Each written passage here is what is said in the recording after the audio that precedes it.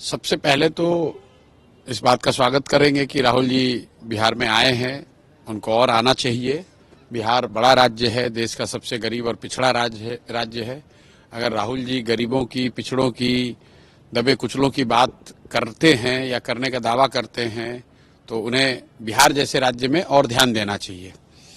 दूसरी बात, उनको ये भी जवाबदेही लेनी चाहिए कि बिहार की जो ये दुर्दशा है उसमें कांग्रेस की जो भूमिका रही है, खासकर राजद के एलआई के तौर पर, उस पर भी उनको कहीं न कहीं आत्मचिंतन करना चाहिए। मैं चाहूँगा कि राहुल जी एक बार ध्यान में लाएं कि जब उनके पिताजी राजीव जी यहाँ प्रधानमंत्री थे तो पहली बार 1989 में इसी गांधी मैदान से उन्होंने बिहार के लिए 50,000 करोड़ रुपए के स्पेशल पैकेज की बात 1989 में कहा था। और उसके बाद पूरे समय कांग्रेस, वो चाहे 10 साल जब यूपीए की सरकार रही या नरसिम्हा राव जी की सरकार रही, तब उन्होंने बिहार की चिंता अलग से, जैसे जो वादा उनके पिताजी ने किया था वो नहीं करा। खैर वो अलग बात है, वो आए, बिहार की चिंता करें, बिहार में भागीदारी उनके दल की, उनकी सोच की बढ़े, उसका हम लोग स्वागत करते हैं। आज वो गर्दनी बाग भी गए, धरना स्थल पर बैठे जहाँ पे आप भी बैठे थे। क्या लगता है उनके इस मूवमेंट को किस तरीके से आप देखते हैं, जिस तरीके से वो स्टूडेंट? नहीं, मैं तो जितने समय इस चीज को हम लोगों ने, इस अभियान, इस अनशन से, बच्चों के इस प्रयास से जब हम लोगों ने जोड़ा है, मैं तो मन से आप लोग से भी दसियों बार कह चुका हूं कि जितने लोग हैं, वो चाहे चिराग पासवान जी हों, राहुल गांधी हों, तेजस्वी यादव हों, हर व्यक्ति को जो यहाँ के बिहार के युवाओं की चिंता कर रहा है, उसको बच्चों के साथ अन्याय हुआ है उसमें अपनी आवाज जोड़नी ही चाहिए। राहुल जी ने तो थोड़ी देरी कर दी, अब तो मामला न्यायालय में पहुंच गया है, उनको पहले आना चाहिए था, लेकिन खैर देर आए दुरुस्त आए हैं। बच्चों के साथ उन्होंने अपनी आवाज जोड़ी है, वहां धरने स्थल पर गए हैं, तो इसका भी मैं स्वागत करता हूं।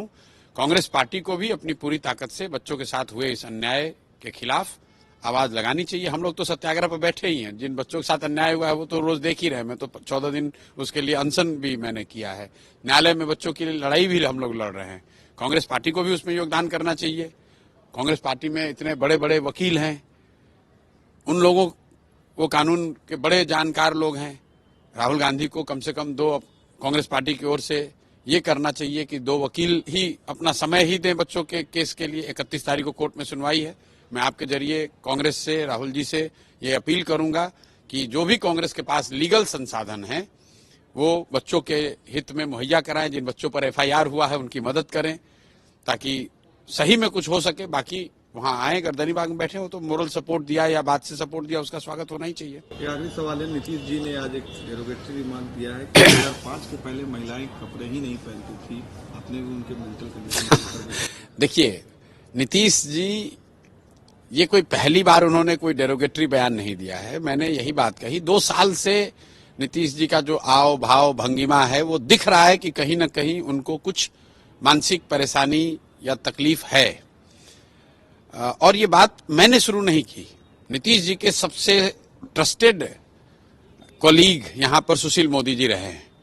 पहली बार, एक, अगर मुझे डेट ठीक से याद है तो 11 नवंबर 2023 को सुशील मोदी जी ने ये कहा कि नीतीश जी की मानसिक हालत ठीक नहीं है, उनको इलाज की जरूरत है। उसके बाद कम से कम 10 बड़े नेताओं ने अलग अलग समय में पिछले 2 साल में कहा है। सामान्य लोगों में तो, जनता में तो ये चर्चा आम है। इसलिए नहीं क्योंकि इसी नीतीश कुमार को तो लोग यहाँ सुशासन बाबू कहते थे। आज ये लोग क्यों कह रहे हैं? लोग इसलिए कह रहे हैं कि हर दूसरे तीसरे दिन लोग देखते हैं कि नीतीश कुमार कुछ बेतुकी बात कह देते हैं। लोग जो उनसे मिलने जाते हैं आग कहते हैं कि पहचान ही नहीं रहे हैं। जो मैं आपको कैमरे पे कह रहा हूं, नीतीश कुमार अपने कैबिनेट के जितने मंत्री हैं उसका नाम नहीं बता सकते बिना कागज देखे हुए। उनकी ये हालत हो गई है।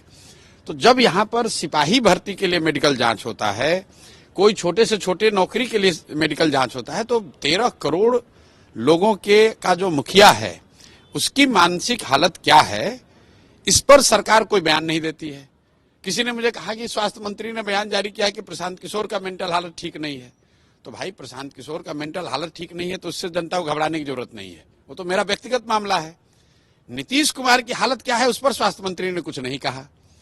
और स्वास्थ्य मंत्री ने यह नहीं कहा कि उन्हीं के नेता स्वर्गीय सुशील मोदी जी ने क्यों कहा था कि नीतीश जी की मानसिक हालत खराब है।